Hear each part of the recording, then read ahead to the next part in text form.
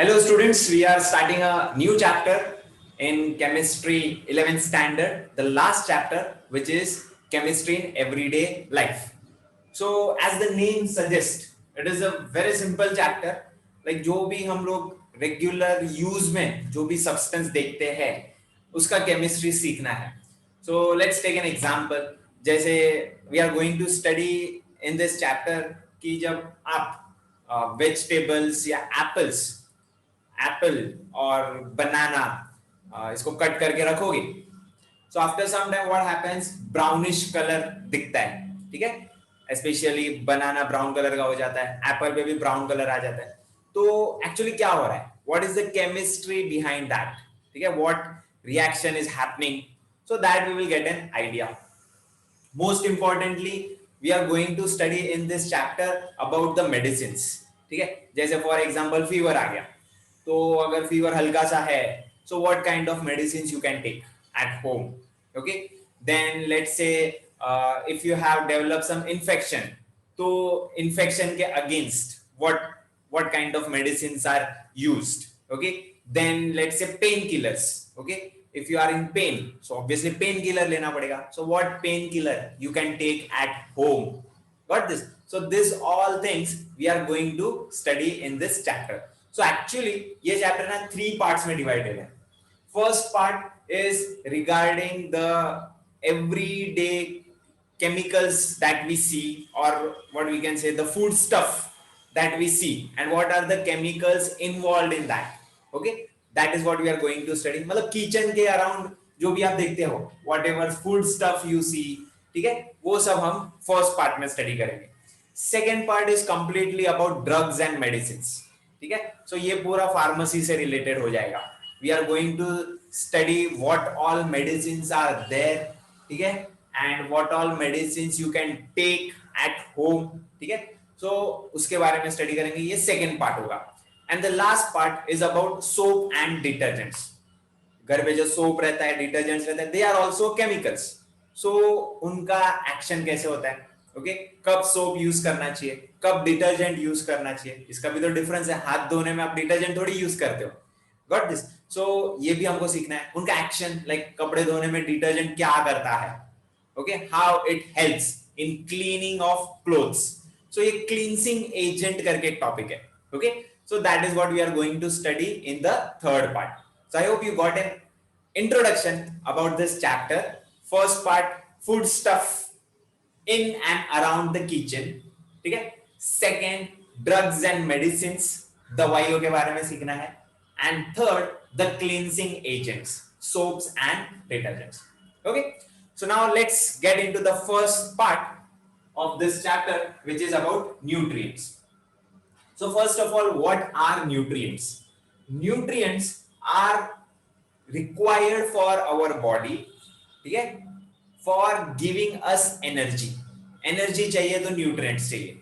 अब न्यूट्रिएंट्स में क्या क्या आता है see I have listed carbohydrates proteins lipids vitamins minerals and water mineral water मत समझना मिनरल्स एंड वाटर ठीक है so this all things are there अब कार्बोहाइड्रेट्स क्या है carbohydrates you all know like whatever you eat most of time आप carbohydrates ही खा रहे रोटी खाया कार्बोहाइड्रेट गया ओके गेहूं खाया कार्बोहाइड्रेट गया गॉट दिस राइस ठीक है this all things have carbohydrates ठीक है सो कार्बोहाइड्रेट्स के लिए कोई डेफिनेशन मैंने लिखा नहीं है okay but proteins yes proteins का definition I have written they are macromolecules formed by bonding lot many amino acids और amino acids so actually what are this amino acids proteins को जब ब्रेक डाउन करोगे okay तोड़ोगे body के अंदर proteins break down होगा so it will get converted into this amino acids so actually protein बहुत सारे अमीनो एसिड्स को ज्वाइन करके बनाया हुआ है ओके सिमिलरली कार्बोहाइड्रेट्स जब बॉडी में ब्रेक डाउन होता है so it gets converted into glucose okay carbohydrates get converted into glucose proteins get converted into amino acids Similarly, lipids will get converted into fatty acids. ठीक है? So what are lipids? Lipid is a substance. ठीक है? which is formed by bonding. What? किसका किसका bond करना है? Fatty acid and alcohol. So fatty acid plus alcohol together forms lipids. Okay? Now let's talk about vitamins. Vitamins, ठीक है, energy provide नहीं करता है, but they are essential in our body for necessary processes. ठीक है. सो अब है ना, हम लोग फाइंड आउट करते हैं एग्जैक्ट डिफरेंस क्या है ये सब में, बिकॉज सम और the other way students think कि ये जो है सब एनर्जी देता है, सब कुछ एनर्जी देता है. So exact difference I am going to tell you right now. Carbohydrates मतलब instant source of energy.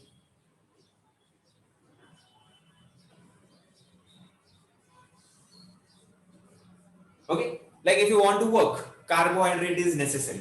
Instantly जो भी काम करना है, like I am not saying कि चलो 1 मिनट के बाद की बात है, नहीं, not so instant, but whatever daily routine work you have to do, that is all happening due to carbohydrates. Now let's talk about lipids. Lipids are actually storing your energy. They store energy for you. चलो मैं एक example देता हूं. Like अगर fast कर रहे हो, नवरात्रि का फास्ट किया आपने 9 डेज का, ओके, या पर्यूषण करके जैन का होता है उसमें 1 महीना, लेट्स से मुस्लिम्स का रोजा है 1 महीना.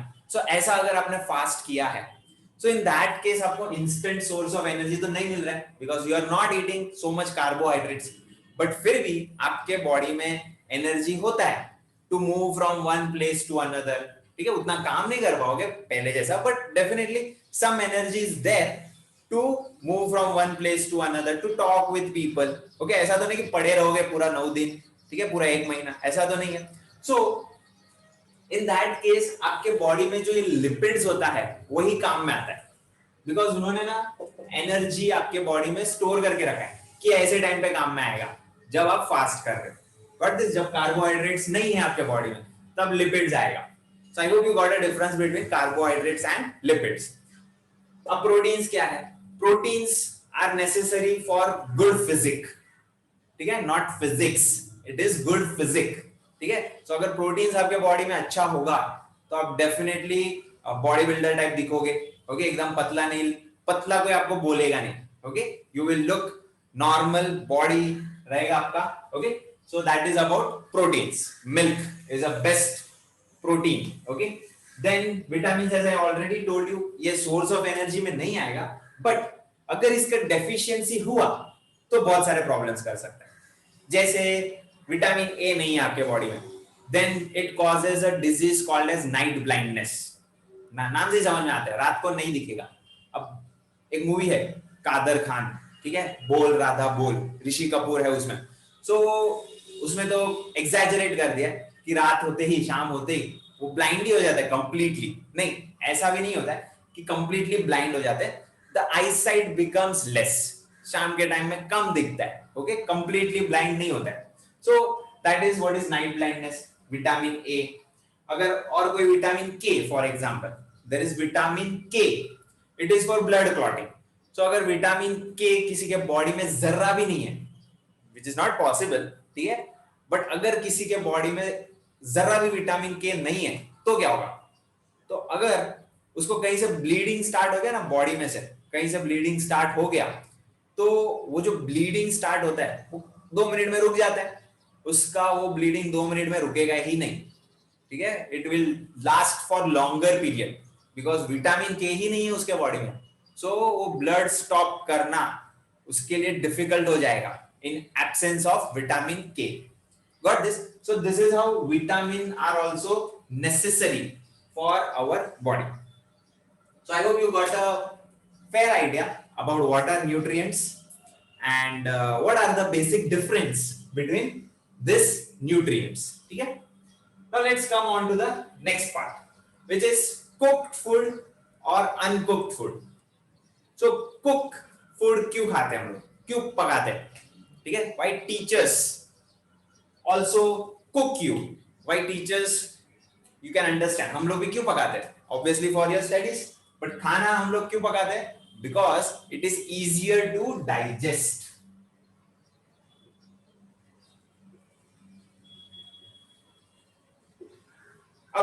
इजियर टू डाइजेस्ट, ठीक है, समझ में आ गया, बहुत इजी है, बट इसके पीछे केमिस्ट्री भी सीखना है कि ये इजी क्यों है डाइजेस्ट करना। बिकॉज कुक्ड फूड में ये जो प्रोटीन्स है, ये जो कार्बोहाइड्रेट्स है, they are actually macromolecules. Macromolecules मतलब बड़े बड़े चेन है मॉलिक्यूल्स के, बहुत सारे मॉलिक्यूल्स जॉइंट है। तो जब आप फूड को कुक करते हो, they are breaking down into smaller molecules, ठीक है, स्मॉलर चेन्स, ठीक है। So they are breaking down into smaller chains. अब ये स्मॉलर चेन्स को डाइजेस्ट करना इजी हो जाता है। There is one more reason, जब ये अनकुक्ड कंडीशन में है, then they are called as heterogeneous suspension. Heterogeneous word you know, first chapter में सिखाया है, suspension, oil in water suspension, ठीक है, वाटर में ऑयल सस्पेंडेड है, ऊपर ही रहता है ना, सो हेट्रोजीनस सस्पेंशन। तो जब उसको कुक करते हो, they get converted into colloidal mixture, ठीक है, इधर से वो कन्वर्ट हो जाते हैं कोलॉइडल सॉल्यूशन, ठीक है। अब कोलॉइड का एक एग्जांपल मैं बताता हूं, milk, milk is a colloid, ठीक है। So heterogeneous suspension colloidal form में कन्वर्ट हो जाता है, सो कोलॉइडल फॉर्म को डाइजेस्ट करना इजी है, ठीक है। So this are the reasons why cooked food is always better than uncooked food. So इसका एक क्वेश्चन है आपके एक्सरसाइज में, question number 2, give reasons why cooked food is better. So over there when you learn the answer, you will find all this terms, ठीक है। So I hope you got a fair idea about the first nutrients section. So students, as I told you, in and around kitchen we are going to study chemistry. So these are the 5 points that we are going to study. First is browning of cut apple or vegetables, ठीक है, इस पे हम लोग ज्यादा focus करने वाले फिलहाल, ठीक है।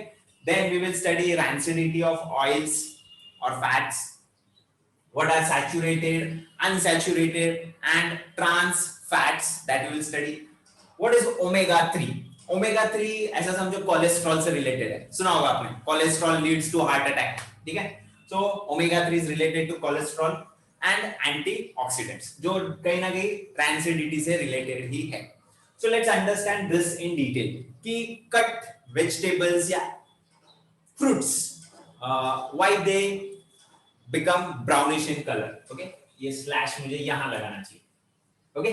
सो देखो, जैसे ही आपने फ्रूट को कट किया, लाइक बनाना, एप्पल, तो उसके जो सेल्स है they get damaged, you know, everything is made up of cells, हमारे बॉडी में भी बहुत सारे सेल्स है, वैसे ही plants, plant cell, animal cell, okay. So cells gets damaged, clear.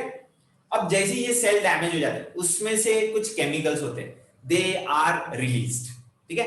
अब ये जो केमिकल है इसका नाम है polyphenol. Now phenol is a word which you will come across in detail in 12th standard, but अभी के लिए इतना बता सकता हूं, फेनॉल में क्या होता है, एक बेंजीन रिंग होता है एंड उसमें OH ग्रुप होता है, ठीक है। So I draw the diagram, we have a benzene ring like this and उसमें OH ग्रुप होता है। अब यहां पर देखो वर्ड क्या लिखा है, पॉली, पॉली मतलब एक से ज्यादा, ठीक है। So here we will have one more OH, और बेंजीन रिंग में डबल बॉन्ड अल्टरनेट, ये तो आपको पता है। सो ये जो केमिकल रिलीज हुआ है polyphenol, it will undergo oxidation, ठीक है। अब ऑक्सीडेशन मतलब क्या, ऑक्सीजन से रिएक्ट करेगा, सो that is how it will react with oxygen, O2, ठीक है, ये सब बैलेंस करने के लिए लिखा हुआ है।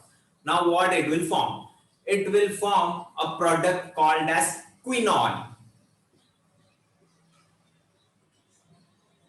अभी क्विनॉन क्या है, क्विनॉन बहुत सिंपल है, it is also ring, obviously ring में से ही बनने वाले, तो रिंग तो होगा ही। अब उसमें होता क्या है कि रिंग के साथ वहां पर डबल बॉन्ड ऑक्सीजन होता है, वो भी दोनों साइड, मतलब ऐसा समझो ये दोनों हाइड्रोजन निकल गए, ठीक है, और जो बच गया दो ऑक्सीजन, ठीक है, that is what is quinone with a double bond. So I draw the structure,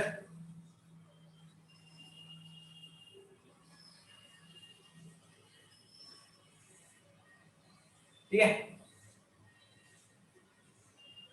so this is what is quinone. देखो डबल बॉन्ड ऑक्सीजन, अब ये है ना दो हाइड्रोजन और इधर का एक ऑक्सीजन, देखो ये तो टू टू समझो कट हो गया, एक ही ऑक्सीजन बचा है, so that will form H2O। ठीक है, सो रिएक्शन तो समझ गया आपको। ठीक है, this is polyphenol, phenol means OH with the ring, अब पॉली है इसलिए एक से ज्यादा, OH है दो है, इट विल अंडरगो ऑक्सीडेशन इसलिए ऑक्सीजन भी है, it will form quinone, quinone का स्ट्रक्चर मैं बता चुका हूं आपको, रिंग उसके साथ double bonded oxygen and then water. So ये जो क्विनॉन बनता है इट विल अंडरगो पॉलीमराइजेशन। अब ये पॉलीमराइजेशन क्या होता है, पॉलीमराइजेशन मतलब ये ऐसे बहुत सारे क्विनॉन्स बनेंगे, ठीक है, तो एक दूसरे के साथ ज्वाइन हो जाएंगे, सो एक बड़ा सा मैक्रो मॉलिक्यूल बनेगा। ठीक है, lot many quinones will join each other and will form a long molecule, इसी को हम पॉलीमराइजेशन बोलेंगे। सो इसका पॉलीमराइजेशन होगा and it will get converted into a new product which will be called as tannins। ठीक है, पॉलीमराइजेशन से tannins बनता है। अब जरा सोचो ये टैनिन का कलर क्या होगा, ऑब्वियसली ब्राउन कलर होगा। सो ये टैनिन्स जो बनता है उसी की वजह से ब्राउन कलर आता है। Got this? So this is all due to oxidation. ठीक है, अभी फ्रूट्स को वेजिटेबल्स को ओपन एयर में रखोगे तो ऑक्सीजन के साथ तो रिएक्ट करने ही वाला है एंड फिर ये क्विनॉन बनने ही वाला है, क्विनॉन से टैनिन्स भी बनने ही वाला है and hence brown colour is seen. Got this? अब इसको रोकने का कैसे, तो रोकने के भी तरीके हैं। First of all you can use sulfur dioxide to stop this oxidation process, you can use vitamin C जिसको ascorbic acid भी बोलते हैं, ठीक है, ये भी यूज कर सकते हो। ठीक है, even you can use lemon juice, vinegar, lemon juice, vinegar, ठीक है, ये सब क्या करेंगे, this will reduce the oxidation. ठीक है, रिड्यूस द ऑक्सीडेशन एंड इससे डेफिनेटली ऑक्सीडेशन ही कम हो जाएगा, तो ये भी browning of vegetables and fruits will also be avoided. So इससे रिलेटेड भी आपको एक गिव रीजन मिलेगा एक्सरसाइज में, why fruits vegetables get converted to brown colour, okay, as well as why we use lemon juice, vinegar, ठीक है, to stop that. So I hope you got an idea about this small topic. So students, let's move on to the second part which is rancidity. इसके बाद और तीन part है। So rancidity क्या होता है? Let's say you have vegetable oil, ठीक है, या cooking oil, so उसको आपने ओपन रख दिया, ठीक है, एंड ओपन रखोगे तो ऑब्वियसली ऑक्सीजन के कांटेक्ट में आने वाला है। So if you keep it for some time, ठीक है, and after that उसको अगर आप टेस्ट करो या उसमें खाना पकाओ तो डेफिनेटली जो खाना बनेगा वो भी आपको टेस्टलेस रहेगा, टेस्ट अच्छा नहीं लगेगा। ठीक है, it will be a rancid food, I can say. So rancidity is like a very foul smell, उसमें से स्मेल भी खराब आएगा। ओके, सो ये क्यों हुआ है, बिकॉज आपने वो ऑयल को ओपन रखा है ऑक्सीजन के कांटेक्ट में। सो this is what is rancidity. उसका टेस्ट भी अच्छा नहीं होगा, उसका स्मेल भी अच्छा नहीं होगा and oil has turned rancid, ऐसा बोला जाता है। Okay, so let's try to understand in detail कि rancidity क्यों होता है। एक रीजन तो मैं बता चुका हूं आपको, first is oxidation। now let's talk about the second reason। second reason is hydrolysis of fats। ठीक है, फैट्स का हाइड्रोलिसिस होता है। पहले तो समझो फैट्स होता क्या। फैट्स एक्चुअली हम लिपिड्स से रिलेट कर सकते हैं। सो लिपिड्स का तो मैं डेफिनेशन बता ही चुका हूं आपको। Lipids are the substances formed by combining what, fatty acids and alcohol. So fats का भी वही डेफिनेशन है। Okay, it is also made up of fatty acids and alcohol. So उसका मैं एक स्ट्रक्चर लिखता हूं एंड उसका हाइड्रोलिसिस भी करता हूं। नाउ हाइड्रोलिसिस मतलब क्या, एडिशन ऑफ वाटर। ठीक है, तो वाटर भी ऐड करेंगे हम लोग एंड देन होगा क्या, अब हाइड्रोलिसिस होने के साथ साथ उसका एक केमिकल रिएक्शन होगा। अब वो केमिकल रिएक्शन के प्रोडक्ट्स क्या होंगे, So first of all we will get one product called as glycerol, उसका भी मैं स्ट्रक्चर लिखता हूं, and we will get an acid, ठीक है, और ये एसिड हो सकते हैं बहुत सारे कार्बन्स का, lot many carbons, got this. So यही जो एसिड है जो बन रहा है, इसी की वजह से कहीं ना कहीं ये जो फैट्स है वो रैंसिड बनता है, got an idea. So hydrolysis of fats we will try to understand in detail because इसका जो रिएक्शन है that is quite lengthy in 11th standard, actually ये आपका लास्ट चैप्टर है, ठीक है, first 15 chapters are done and then you are going for the 16th one। so अभी जो मैं ये रिएक्शन लिखता हूँ वो एक्चुअली एक्सपेक्टेड है कि आपको आ जाना चाहिए, but since we are doing it very early mode, बहुत जल्दी कर रहे हैं हम ये चैप्टर, ठीक है, सो इन दिस केस ये रिएक्शन थोड़ा आपको डिफिकल्ट लग सकता है, okay. So let's start. What happens in fats? We have like this 3 carbons, ठीक है, CH2, CH, CH2, ठीक है, then here we have this kind of structure। अब देखो समझो, एसिड की जब बात करते हैं ना हम लोग तो उसमें COOH होता है, ये 10th स्टैंडर्ड में आप पढ़ चुके हो, COOH, got this. So COOH, but यहाँ H नहीं है, उसके बदले R है। अब ये R क्या है? It is an alkyl group, CH3 इसको एक अल्काइल ग्रुप बोलते हैं, C2H5 इसको भी एक अल्काइल ग्रुप बोलते हैं, CH3 is methyl, C2H5 is ethyl, ठीक है, तो यहाँ कुछ भी हो सकता है, इसलिए जनरली R लिख दिया। Then same way here also we will have same thing, oxygen, double bond oxygen and कुछ अलग हो सकता है R2, अगर ये मिथाइल है तो ये इथाइल हो सकता है, ठीक है। Here also we will have different, got this। so ये हो गया फॉर्मूला फैट्स का, ठीक है। now हाइड्रोलिसिस करना है, ये ले लिया मैंने water, clear. now what will be formed? I told you glycerol बनेगा। अब ग्लिसरॉल का फॉर्मूला क्या है? बहुत इजी है, ये वापस तीनों उठाओ, ठीक है, एंड तीनों कार्बन पे OH लगा दो, ठीक है, अल्कोहल में कैसे OH होता है वैसे यहाँ पर 3 OH लगाओ। so I will write CH2 CH CH2 OH OH OH, ये बन गया आपका ग्लिसरॉल, ठीक है। अब यहाँ क्या बचेगा? Here now we will get a acid, ठीक है। तो पहले तो ये सब बचा है, ठीक है, जो भी बचा है वो कॉपी डाउन करो, ठीक है, एंड यहां से जो CH2 निकाला है उधर सब जगह H आ जाएगा। so we will have something like this।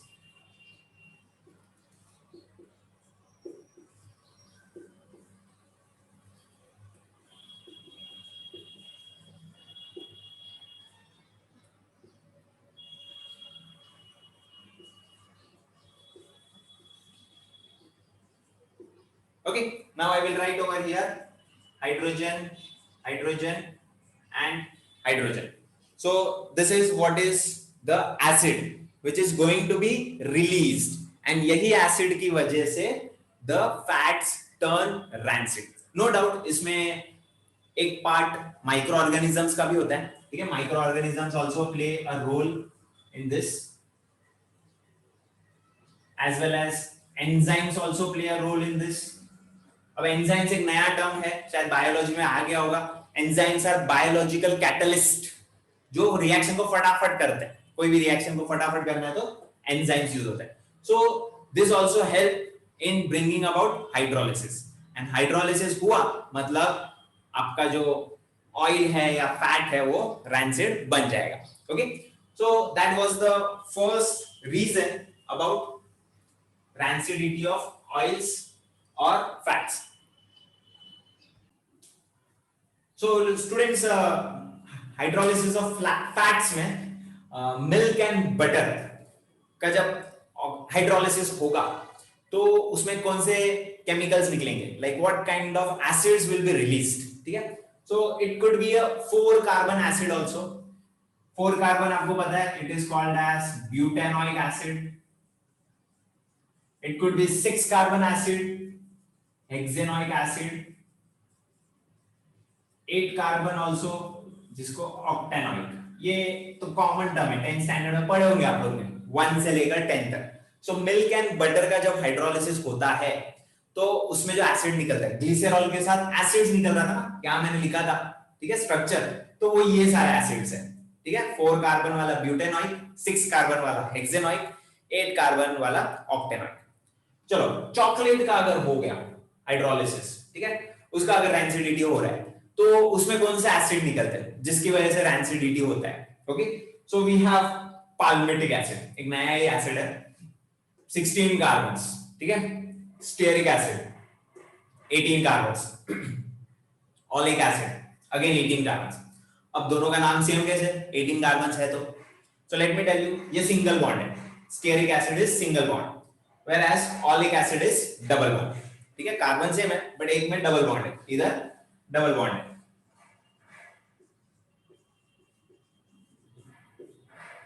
Coconut oil में lauric acid which is 12 carbon.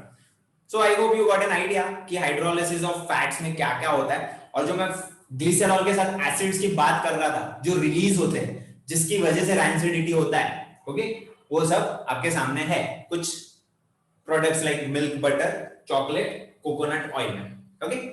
Now we will move on to the simplest part, oxidation. Oxidation 10 standard से पढ़ रहे हो, मींस रिएक्शन विद ऑक्सीजन, ठीक है। अब जो फैट्स होते हैं या वेजिटेबल्स ऑयल होते हैं, वेजिटेबल ऑयल्स,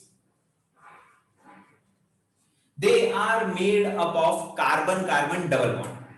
अब अगर single carbon carbon double bond है, एक ही है कार्बन कार्बन, ऐसा एक ही डबल बॉन्ड है, ठीक है, so that will be called as mono unsaturated fat, ठीक है, मोनो अनसैचुरेटेड फैट। बट ऐसा जरूरी तो नहीं कि पूरे चेन में एक ही जगह ऐसा डबल बॉन्ड हो, देयर आर चांसेस कि एक लंबे से चेन में, कार्बन के चेन में बहुत सारी जगह डबल बॉन्ड्स हो सकते हैं।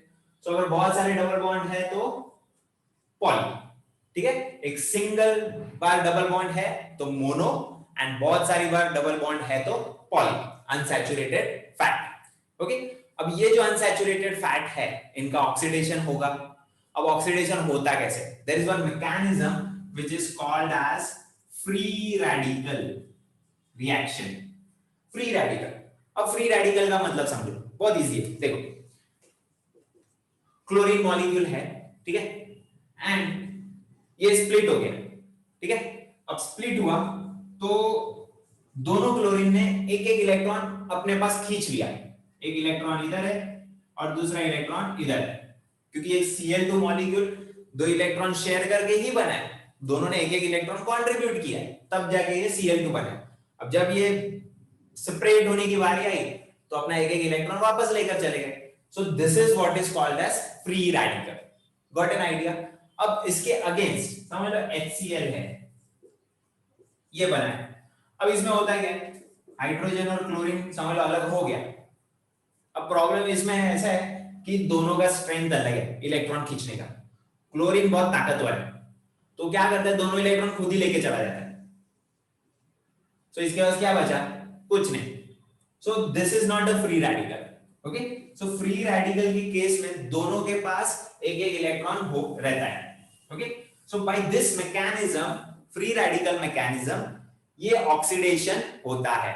Free radical mechanism is brought about with the help of light, ठीक है, जो सनलाइट होता है उसकी मदद से किया जाता है, got this. So this is how oxidation is done, clear. अब एक बार ऑक्सीडेशन हो गया सो उसकी वजह से जो प्रोडक्ट बनता है that makes the oil rancid, ठीक है, इट स्मेल्स फाउल, ठीक है, and we can not taste that food, ठीक है।